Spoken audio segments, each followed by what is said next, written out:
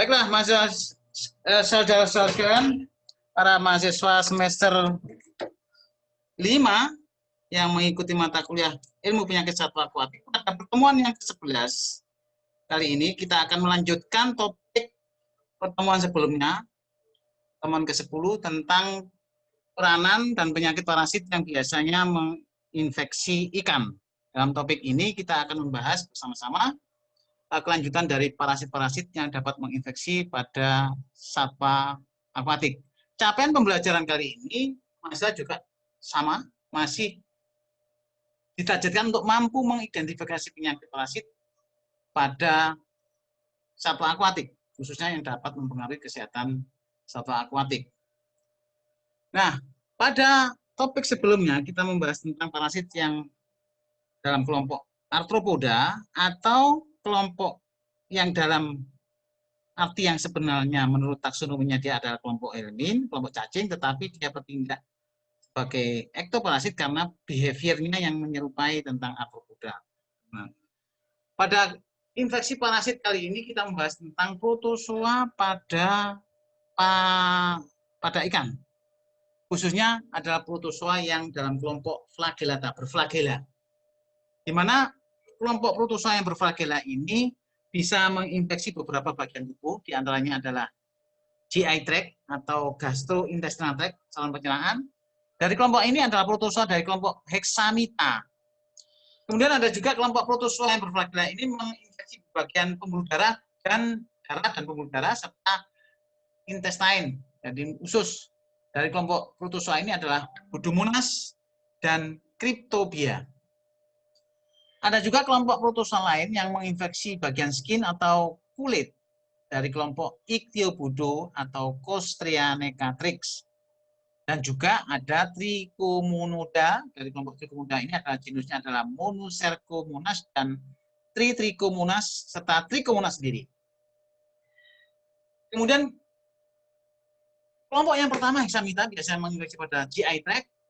Kita bisa melakukan prophylactic action atau menggunakan tindakan pengobatan, tindakan pencegahan. Biasanya kalau tindakan pencegahan itu biasanya dilakukan dengan cara mengolah tanah tambak sebelum diisi air dan sebelum diisi bibit atau bibit ikan. Nah, tujuannya pengolahannya ini adalah untuk tindakan prevensi terhadap banyaknya agen-agen infeksi masih bisa menginfeksi apabila itu kita isi air dan kemudian kita isi bibit ikan. Karena pengolahan ini sebetulnya tidak hanya membunuh agen infeksi, tapi juga memberikan kesempatan istirahat tambak. Jadi kalau kita di dunia unggasan, di peternakan ayam, baik layer maupun broiler, daging maupun atau telur maupun pedaging, kita seringkali mengenal istilah istirahat kandang, tetapi di dunia pertambakan atau di breeding atau di pembudidaya ikan itu atau pembudidaya udang itu kita mengenal istirahat tambak atau istirahat kolam, karena istirahat kolam ini adalah untuk mengolah dulu tanahnya sehingga kalau tanah pH-nya terlalu asam kita bisa menurunkan keasamannya dengan bisa menggunakan CaCO3 yaitu kapur, di mana kapur ini juga bertindak sebagai penurun tingkat keasaman, tetapi juga dapat membunuh agen infeksi. Maka keasaman itu diolah karena tujuannya yaitu tadi untuk melakukan tindakan pencegahan terhadap agen infeksi, adanya agen infeksi. Terapi yang bisa digunakan kalau misalnya sudah menginfeksi ikan, maka kita bisa menggunakan preparat entripidin atau glapolkal. Ini biasanya dicampur dengan pakan yang sifatnya kering, bisa 1,5% dicampur dan dilakukan pemberian selama 4-10 hari. Tetapi juga bisa digunakan preparat penutiasin dengan lama pemberian 3-4 kali, bukan hari, 4 kali. Kemudian kelompok protozoa yang lain adalah Ichthyopoda atau Costria necatrix dan Dinoflagellata oodinium. Kelompok protozoa ini seringkali disebut dengan kelompok yang menyebabkan penyakit white slime disease.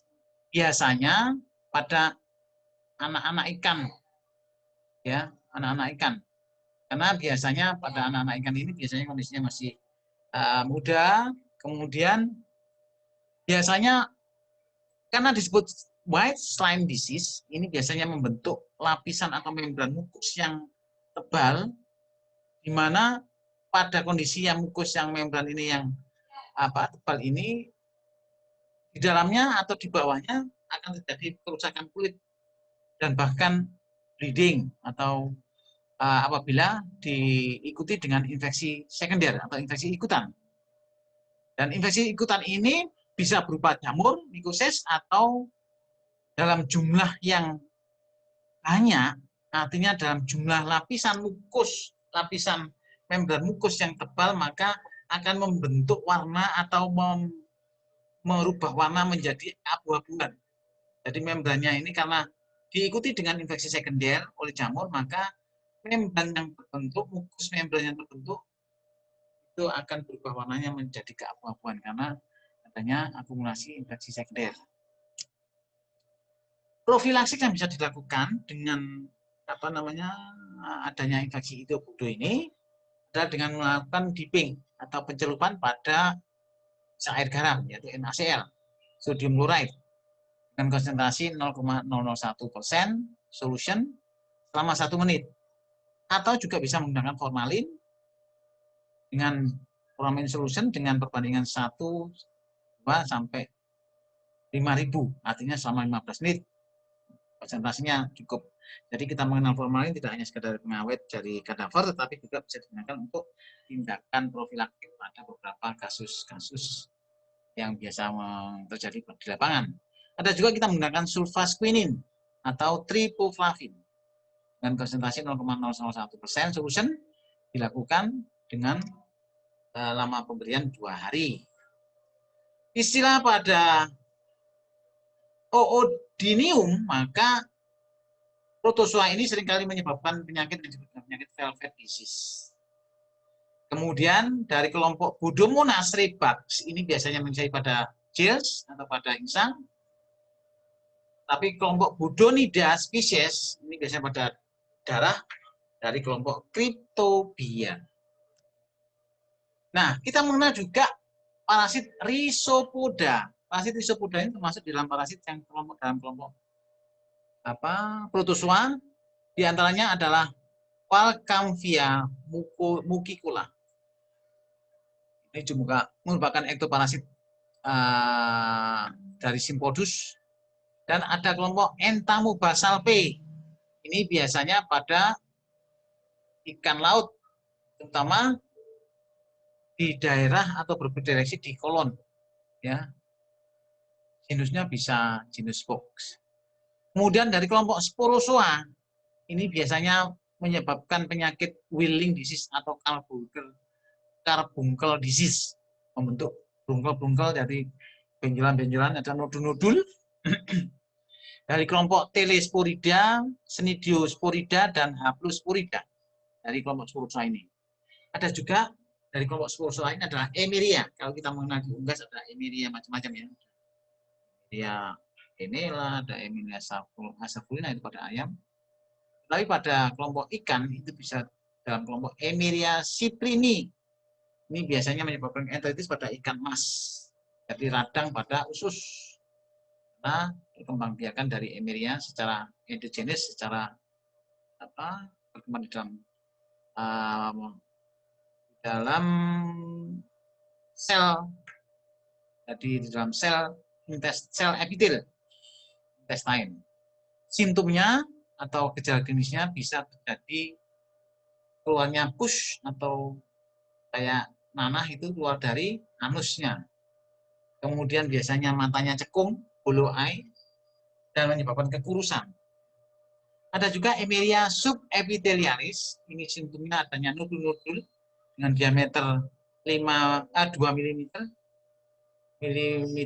di kolon maupun di rektum. Ini biasanya pada ikan mas. Dan juga menyebabkan kakeksia dan matanya cekung ya. Terapi yang bisa dilakukan adalah dengan mengolah tanah dengan menggunakan kapur, CaCO3 karena dia juga sebagai pemberantas beberapa kelompok Emeria. Kami juga tahu bahwa kelompok Emeria ini bisa ditanggulangi dengan memberikan terapi panas karena kapur ini kan memberikan efek panas sehingga selaput atau membran sel sel emeria ini, membran sel emeria ini akan hancur dan emerianya akan mati. Ada juga emeria anguilla, ini biasanya pada belut, dan emeria clupearum dan emeria sardine.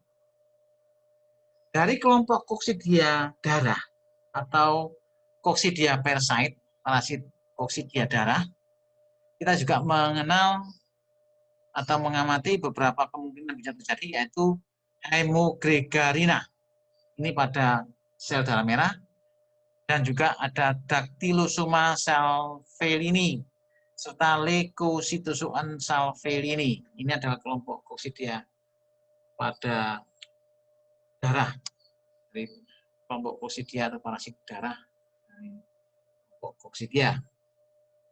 Kemudian kelompok protozua yang bersilia tadi berflagela, jadi berflagela. Ini kelompok protozua yang bersilia berambut getar. Secara kosmopolitan dari kelompok protozua ini terdistribusi, kelompoknya dalam kelompok protozua ini terdistribusi secara kosmopolitan.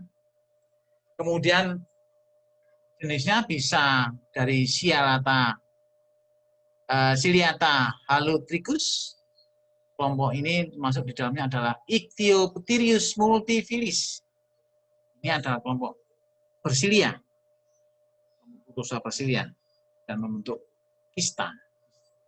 Dan seringkali infeksi Ichthyopteris multifilis ini menyebabkan penyakit white spot disease, karena sifatnya adalah membentuk bintik-bintik atau titik-titik spot yang berwarna putih dan berupa kapsuler. Sehingga karena berupa kapsuler, maka di dalamnya juga ada parasit, semua disebut dengan kapsuler parasit. Terapinya dilakukan menggunakan diping dengan menggunakan quinin atau tripoflavin, masing-masing dengan ukuran konsentrasi yang memadai untuk dalam target terapi. Kalau quinin bisa dengan 1 gram per 50 liter air, dan yang tripoflavin 1 gram dalam 100 liter air. Kemudian ada juga kelompok Silodonella cyprini. Ini biasanya misalnya pada gills atau pada insang dan pada kulit, khususnya pada ikan air tawar. Untuk cacing yang bertindak sebagai parasit pada ikan, diantaranya adalah Trematoda monogenetic dari kelas spesifik, yaitu dia bisa berbeda atau dibedakan dengan Trematoda yang lain, namanya Trematoda monogenetic. Hampir ektoparasit dan beberapa dari Trematoda monogenetic ini sifatnya adalah endoparasite. Bisa menginfeksi saluran kemih, yaitu vesika urinarnya, atau juga GI tract, gastrointestinal tract, saluran pencernaan. Ada kelompok amfibi dan kelompok tortoise, ya, kelompok pula. Dan ini kan merupakan juga salah satu kelompok animal atau satwa akuatik. Kemudian juga bisa Trematoda ini bertindak sebagai ektoparasit pada kelompok frustasi undang-undangan dan kelompok cephalopoda, dan biasanya menginfeksi pada mata kuda Nil atau hipokampus. Kemudian secara ekonomi, bahwa parasit ini khususnya dalam kelompok monogenea dari familia Dactylogiridae dan Gyrodactylidae. Kelompok perkembangan monogenea ini, di mana kelompok ini mengalami beberapa tahap perkembangan dari telur sampai ke larva, di mana telurnya ini bentuknya seperti memanjang, dan dia bisa nempel gitu. Kemudian akan berubah menjadi larva yang mempunyai rambut. Kemudian berubah menjadi Onchomycetium, kemudian berubah yang dimana mempunyai kait yang relatif halus, gitu ya, smooth hulk, dan epitelnya dari kulit, epitel dari rambut ini akan akan rontok ya. Kemudian larvanya akan menempel pada kulit dan pada insang. Ini adalah kelompok monogenia, termasuk di dalamnya adalah kelompok besarnya adalah Trematoda monogenetik. Nah, ada juga Trematoda digenetik, tapi ada monogenetik, ini digenetik. Subkelasnya ada Aspidobotria, parasit pada rongga badan, rongga tubuh, di intestine, esophagus, vesika urinaria maupun gallbladder. Nah, subkelas Digenia ini adalah indoparasit yang mempunyai ciri khas mempunyai satu atau dua alat penghisap atau sucker. Perkembangannya bisa bertindak sebagai intermediate host, sekalipun ini adalah Trematoda cacing. Tetapi pada beberapa kondisi khusus, dia juga bisa sebagai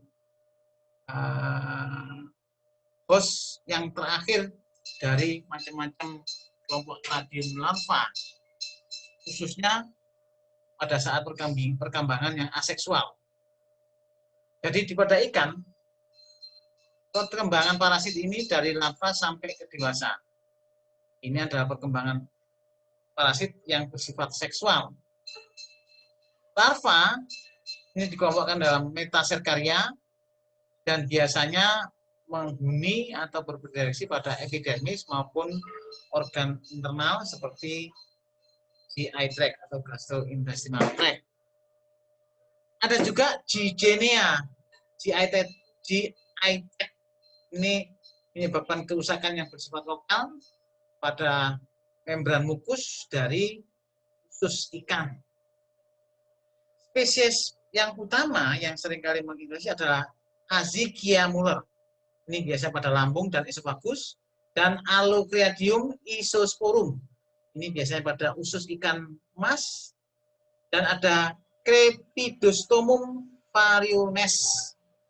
Ini pada intestinal atau usus ikan salmon yang menyebabkan kerusakan atau peradangan serta infeksi pada usus yang serius, dan ini apabila tidak mendapatkan pengobatan yang memadai akan terjadinya kakesia atau kekurusan.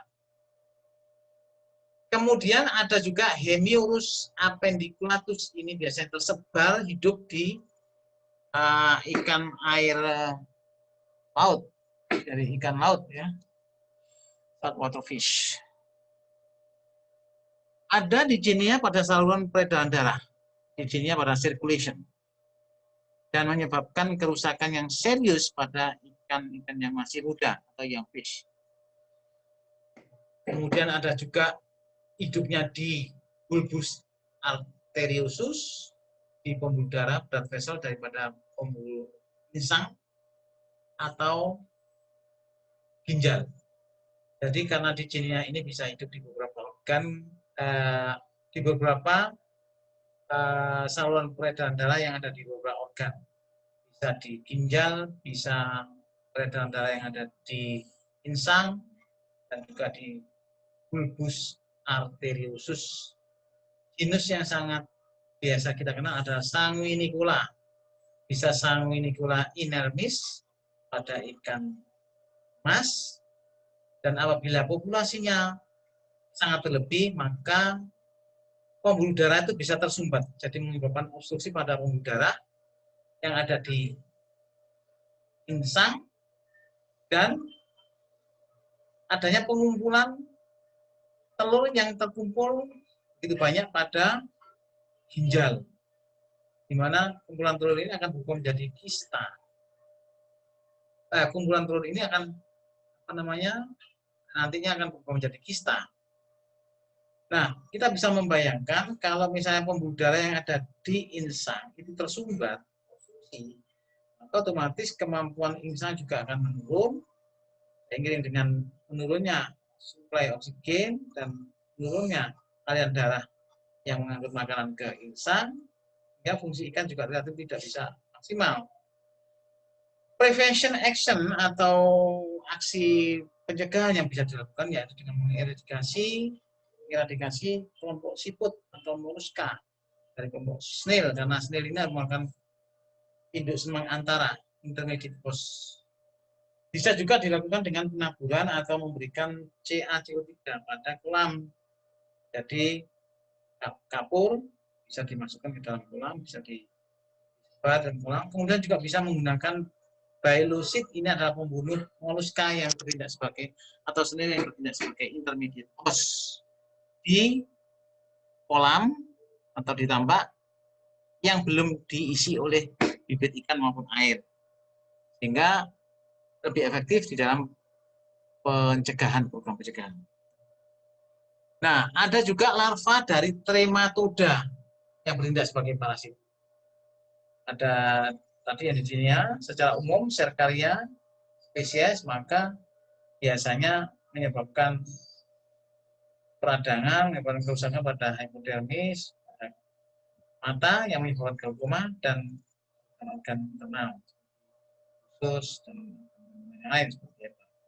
Kemudian Serkaria pada kelompok perkembangannya dari trematoda ini, dari kelompok perkembangan Serkaria di dalam kulit, maka akan menyebabkan kerusakan pada bagian ekor ikan. Kemudian macam-macam metaserkarie dari kelompok trematoda ini adalah Tetrakutil group, Diplostomulum group, kelompok Diplostomulum, kelompok Neasus, kelompok Metasia Plasiocirde, dan kelompok Prohemistomulum, dan kelompok Metaserkarie Pinostomatidae. Jadi ini adalah beberapa kelompok Metaserkarie dari trematoda. Ada kelompok cacing cestoda yang bertindak sebagai parasit, di mana stadium larvanya ikan hidup bebas atau membentuk kapsul di rongga abdomen atau organ dalam seperti hati, mulus, dan saluran usus. Di mana pada stadium dewasanya biasanya berpredileksi pada usus ikan. Secara sistematik, maka cestoda ini merupakan kelompok Cestodaria dan sifatnya adalah asegmented, eksternal maupun internal. Ada juga Caryophyllacidae. Kemudian ada juga Cestoda, di mana ada segmentasi eksternal dan internal. Ada juga Pseudopilidae, mana perkembangan skoleknya akan bertindak sebagai penghisap atau saker. Ada juga Proteocephalidae, mempunyai skolek 4. Di skoleknya mempunyai 4 saker penghisap. Ada juga Tetrapilidae, skoleknya mempunyai 4 invaginasi yang membentuk alat yang seperti telinga, ya. Kemudian Trypanurinidae, skoleknya mempunyai 4 tentakel atau 4 penjuluran yang kemudian dia relatif kait, yang bisa mobile, yang bisa bergerak, movable, yang bisa. Kemudian ada juga cestoda atau cacing pita yang menghuni saluran pencernaan.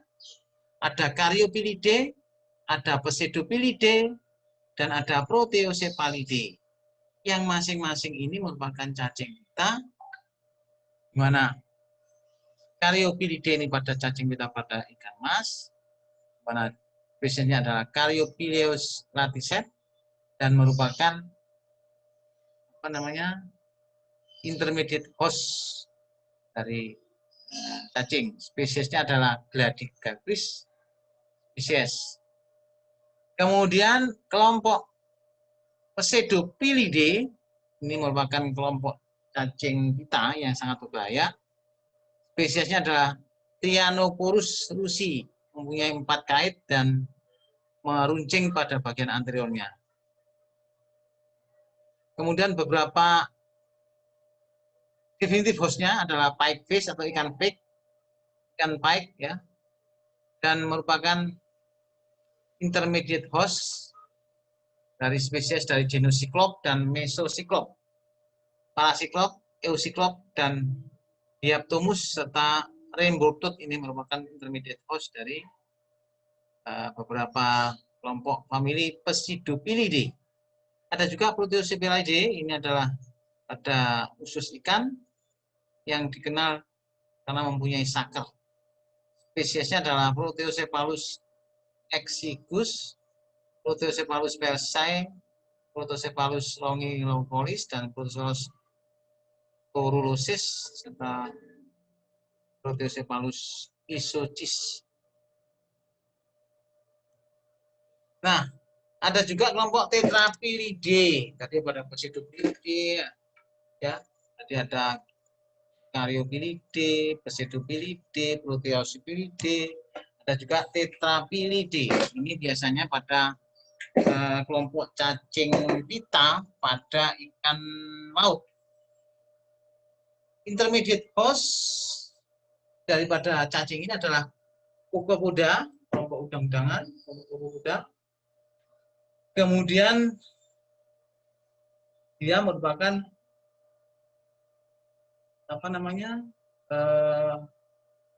bisa sebagai mempunyai kait, jadi kelompok Tetrapilidae itu mempunyai kait atau alat mengisap. Kemudian spesiesnya adalah Acanthobothrium coronatum, mana skolek pleuronentisnya sangat menonjol. Biasanya ini menyebar, jadi spesies parasit ini dari kelompok Tetrapilidae, Acanthobothrium ini menyebar di beberapa jenis ikan, bisa ikan Clupeidae, khususnya ikan lemuru. Kemudian ada beberapa cestoda pada organ yang lain, di mana contohnya adalah Plerocercoid dari Ligula intestinalis. Ini biasanya pada rongga abdomen, pada ikan emas. Mana pada host terakhirnya dari cacing ini adalah ikan yang bersifat yang biasanya memakan ikan, burung yang memakan ikan. Ini merupakan host terakhir daripada cacing ini. Jadi burung-burung yang biasa hidup di tambak mencari ikan itu adalah host terakhir dari cacing kelompok Ligula intestinalis.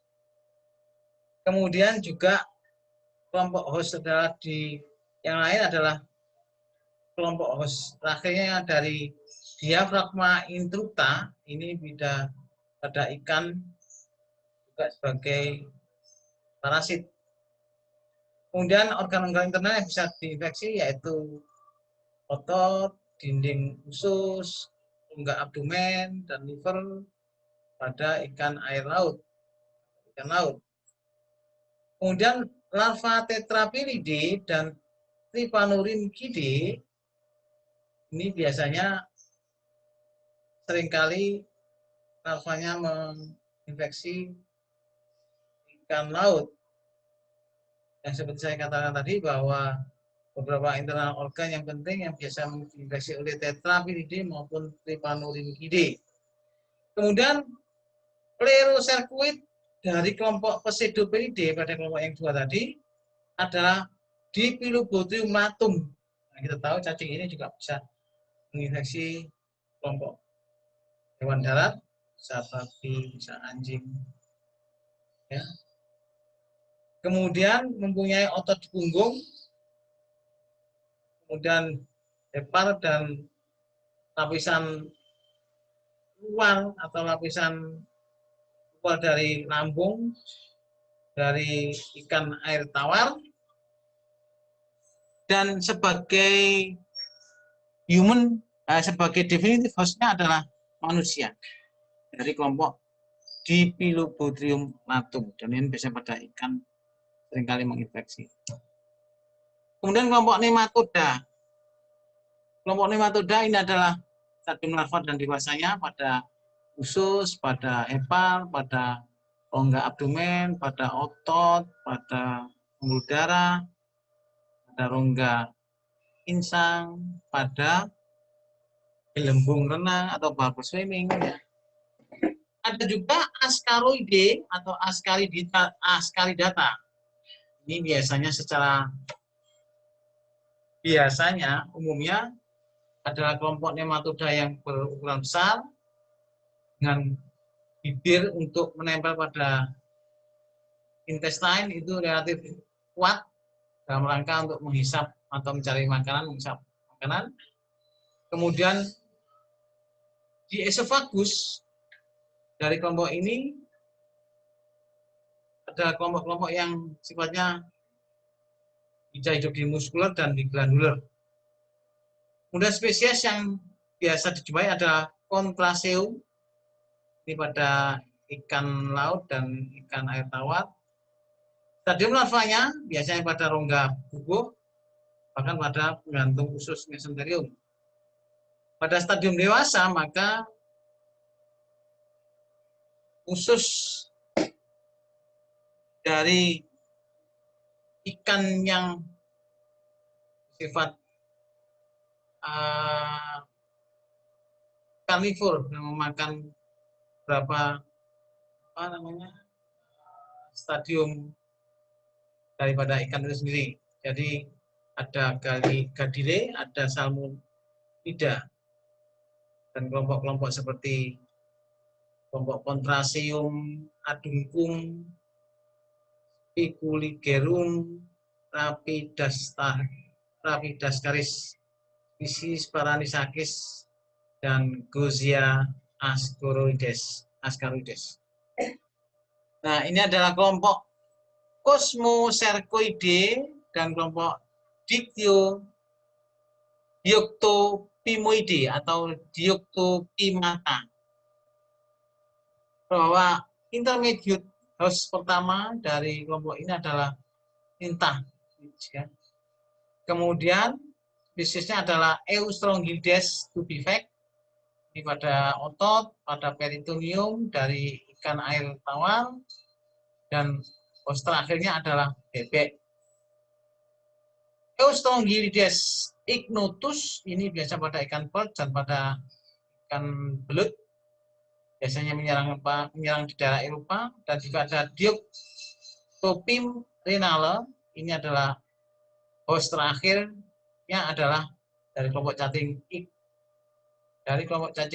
Dioctopim renale, kelompok host terakhirnya adalah bangsa anjing, serigala, kemudian juga kucing liar dan juga manusia, khususnya yang biasa memakan ikan mentah rufis seperti orang Jepang, orang Korea itu biasanya sering juga makan ikan mentah untuk sashimi atau bentuk sushi.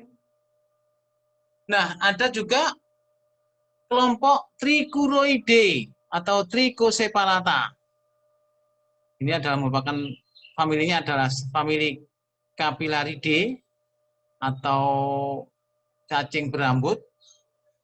Biasanya cacing pada ikan air tawar dan stadium dewasanya pada GI tract.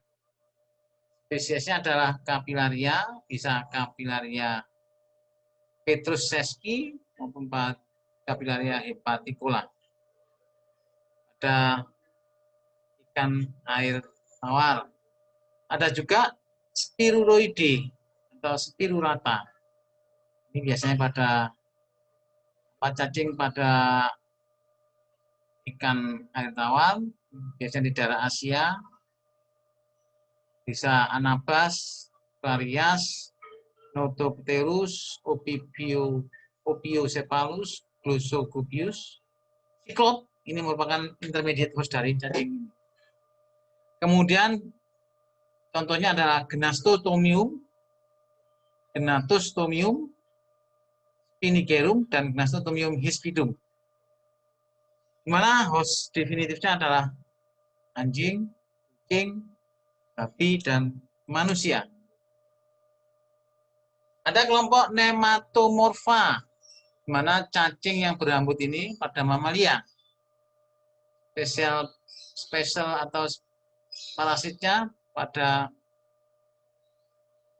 insek, biasanya tidak biasa pada ikan, pada amfibi, pada burung, pada mamalia, dan juga pada manusia. Oportunis ini sifatnya, nematomorfa. Jadi merupakan stadium dewasa biasanya panjang, kuru, langsing, atau globular tanpa adanya knuckle. Ya. Perbedaan dengan nematoda adalah di bagian akhir dari posteriornya, ujung posteriornya dari yang jantan, memiliki tonjolan, yang dua tonjolan yang relatif melebar. Kemudian bagian anteriornya relatif putih, kemudian membengkak di daerah leher, dan kemudian di daerah belakang dari kepala, dan sifatnya atau warnanya gelap. Ya, dari kelompok nematomorfa. Kemudian ini yang biasa dan sering kita temukan adalah kelompok Acanthocephala. Ini disebut juga dengan istilah thorny-headed worm, jadi cacing yang punya kepala yang bertanduk. Biasanya pada epitel intestine, epitel usus, apabila populasinya berlebih, maka dia akan menyebabkan obstruksi pada usus. Dan ini biasanya merupakan serius problem atau problem yang serius pada ikan yang masih muda, maupun beberapa pembibitan atau feeder fish yang biasanya ada kasus-kasus yang ada di kolam atau di tingkat pembibitan atau hatcher. Spesiesnya adalah Pomporhynchus reavis. Ini biasanya ciri khasnya adalah bagian lehernya membesar. Kemudian ada Noeocephalynchus rutili. Ini yang dimana ada hook atau kaitnya. Ada juga dalam kelompok Acanthocephala lucii. Ini juga pada bagian mulut dan panjang serta mempunyai hook. Saya pikir itu kuliah hari ini. Adapun saudara mahasiswa yang ingin memperdalam materi kuliah ini, Anda bisa memperdalam ini dengan mengerjakan kuis di bagian bawah di akhir mata kuliah, khususnya pertemuan ke-10 dan ke-11 dari ilmu penyakit satwa akuatik. Demikian, kalau ada pertanyaan nanti bisa diajukan, dan saya berharap Anda bisa mengerti apa yang bisa kita sharekan pada kuliah kali ini. Terima kasih atas kehadiran dan perhatian Anda. Assalamualaikum warahmatullahi wabarakatuh.